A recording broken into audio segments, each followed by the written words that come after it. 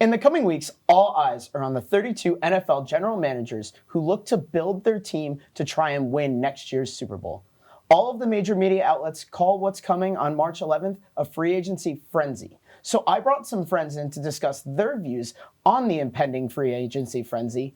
Welcome to Penn State Sports Night's Free Agency Frenzy Predictions. I'm Joey David, joined alongside Michael Landis and Jeremy Rose, where they will look in their crystal ball and tell us what is to come in the near future. So guys, we're gonna go right into it quickly with the biggest fits in free agency. So Michael, I'm gonna start with you. Who do you think out of this impending free agent class fits best on either a new team or being re-signed? Yeah, Joey, for me, I'm going to pick a player that's going to go to a new team, and it is going to be Saquon Barkley to the Houston Texans. I felt like Barkley has needed a change of scenery for so long. He's been mistreated in this offense. Their offensive line hasn't really been healthy that often, and they haven't been able to protect him well. Obviously, Daniel Jones has been injured a lot. This was a bottom 5 offense this season, and yet he still managed to put up over 1,200 total yards and 10 touchdowns. The production is still there for a guy who's coming off an ACL injury a few years ago, and I know a lot of people are very sketchy about the running back market as of late, but I think for a Texans team that's so young with the amount of cap space that they have, he is the perfect piece to their backfield. Assuming that Devin Singletary is most likely going to leave in free agency, I think that this is the perfect opportunity for the Houston Texans to strike on maybe like a 3-year kind of deal. And now you can add to an already expanding offense where you have Nico Collins, Tank Dell returning next year. You have, if they decide to resign, Dalton Schultz. And now you have C.J. Stroud, the young emerging star. I think that this could be an insanely talented offense, and I think this is the perfect move for the Texans. Yeah, and I mean, you said it yourself. You said Dalton Schultz, and that's who we're going to key on in here. We're going to stick in the Lone Star State, stick with the Houston Texans. I think they sit here and they re-sign Dalton Schultz. Schultz is a beautiful safety blanket for C.J. Stroud this year. He had 88 catches, just under 650 yards, 5 touchdowns to his name. And, you know, for a young quarterback on his rookie year, coming into his second year with MVP aspirations, I think he has the potential to do it, especially if, add in Saquon Barkley into that backfield with the weapons of Tank Dell, Nico Collins, and now you've got Dalton Schultz. I want to see them retain Dalton Schultz and, make an effort to continue to build around C.J. Stroud and let their offense keep working the way it did in 2023. And 2024 will be a big year for them. I agree. I feel like this offense, they need to start going in win now mode, especially with C.J. Stroud being on that rookie contract. It's time for the GM to spend. So if we're going to go over to spending, these GMs, some of them are about to break the bank for some of these new players. Which GMs on which teams are going to break the bank for what players? And can you tell me what the contracts you guys think might be? Yeah, with this, the new expanded salary cap that we've got gives a lot of teams the opportunity to spend a lot more money on players than, they normally would. So you've got some teams like the Baltimore Ravens who have the opportunity to extend a key player in Justin Madubuike. He had 13 sacks, and for anybody at the defensive tackle position not named Aaron Donald or Chris Jones, 13 sacks is really, really impressive.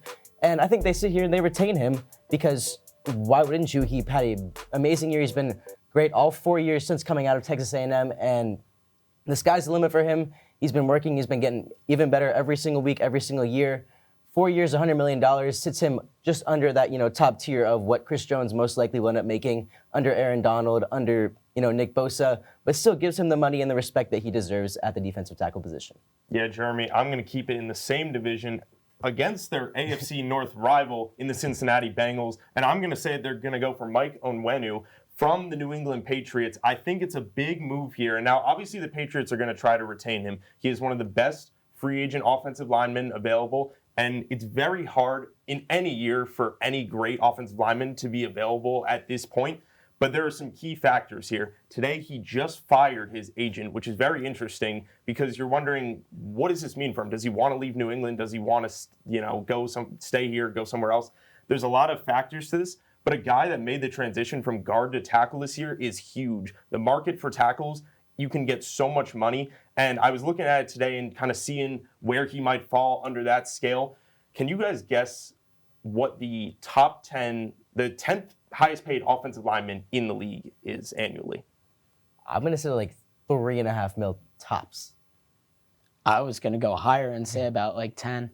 It's $18.5 million, which is absolutely insane to me. And I think that he's going to break the bank this year. I think with the NFL increasing their cap space and how the market has been turning recently in the last few years, he's going to get a 5-year, $100 million deal, and Joe Burrow is going to get his protector on the right side. They're most likely losing Jonah Williams in free agency, and I think this is the key move here. They already tagged T. Higgins. Now they're worrying about the offensive line. Honestly, I think that's a great idea because, as you said, losing Jonah Williams, who was kind of a swing guard tackle kind of player, but not always successful, having a guy like Onwenu who can swing from guard to tackle, but is a better player, but will cost you more, is probably something that this Bengals team needs. So, finally, there's always that one team that goes right under the radar, and they make a splash signing that nobody saw coming, and it surprises everybody and every other GM somewhere else. They freak out, and now they got to do something different. So who's that person that flies under the radar for you guys?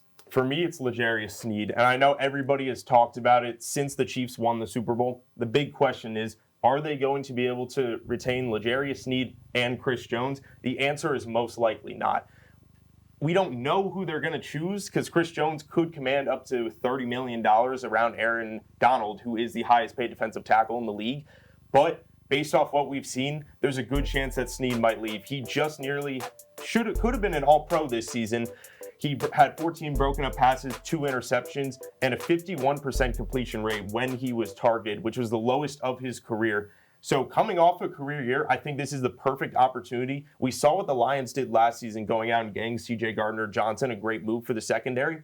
But we saw those struggles in the playoffs, and we know their offense is insanely talented. They don't need to worry about that side of the ball as much. There might be a few little pieces that they can fix, but the defense is the main focus here because this is a Super Bowl contending team now. We saw it. They were that close to getting past the 49ers and making it all the way. I think that L'Jarius Sneed is the final key to this Lions defense. Yeah, and I think, honestly, we stick up in the NFC, and I'm going to go with the Philadelphia Eagles taking Devin White. White was, you could say mistreated in his time over the past year or so. He had an injury in Week 15 this year, and he kind of got phased out of the defense, phased out of the starting lineup. Had some troubles with Todd Bowles. There's been some controversy around there. But I think he needs a fresh start. He's 26 years old. He is top 10 in the NFL in tackles since 2020. He came in the league in 2019. He's had some injury troubles over the past couple of years. But this gives him the opportunity to have a fresh start with a team that honestly needs a fresh start themselves. They had an amazing start to the year, and then they absolutely tumbled at the end of the year. Couldn't win any games in the last 3 months of the season. Struggled mightily, and I think you need an anchor like Devin White who's going to come in there. He's got veteran experience, even though he's only 26. He's got a Super Bowl ring to his name, and he just has the resume built around him to lead this Eagles team, and I think he has the opportunity to command that defense and be that player that they need. It's not necessarily an under-the-radar signing, but I think his impact will absolutely be under the radar.